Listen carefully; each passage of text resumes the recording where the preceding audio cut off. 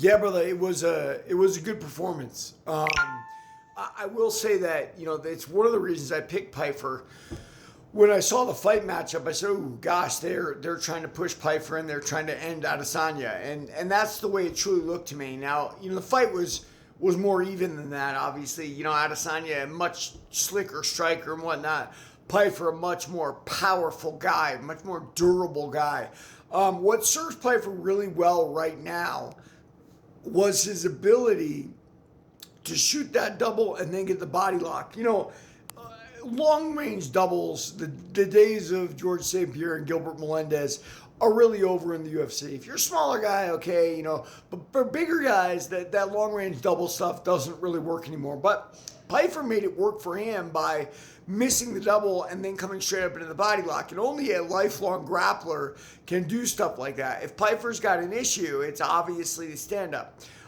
His durability helps him. His power helps him, right? Those are great things. But I've often said this, one of the hardest things to do is teach a guy with tremendous power how to fight, right? Like, why? Why would he listen to you, right? Like, and I've always said this too. It'd be like an underwear model asking you for advice about dating women. Well, they need to ask you. They just show up and suddenly women want to go out with them, right? So guys with power are the same way. They can be extremely, extremely difficult to train. And Pyfer reminds me of that. It's not to say that he's difficult to train in the sense that he's a pain in the ass or whatever. No, it's probably that this works for him so easily with his sparring partners. Like, he doesn't have any reason to get better. You get better when you're faced with resistance. When you got a tremendous amount of power, the resistance gets a lot lower.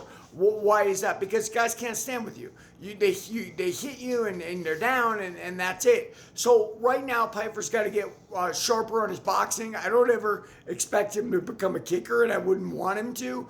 But he can learn to move those hands better. But I've always said this too: striking and grappling have different sets of skills that make them easier for certain people to adapt to. And we talked about this earlier tonight. You're going to go with what you like. So, yeah, Pyfer's just got to improve his striking. But if we take it from the UFC's perspective, Izzy was a far superior striker. Pyfer was a far superior grappler. They weren't setting anybody up. They were letting the ducks fall where they may. And I've talked about this a lot. Momentum. Pyfer's on his way up. Izzy's on his way down. And I know that they like to have these crossroad fights in the UFC. It doesn't usually work out for the veteran, and it didn't work out for Izzy. But yeah, Pyfer's exciting, man. He's going to be a fun fight, and there it is. Everybody like and follow from One in the Fight Game.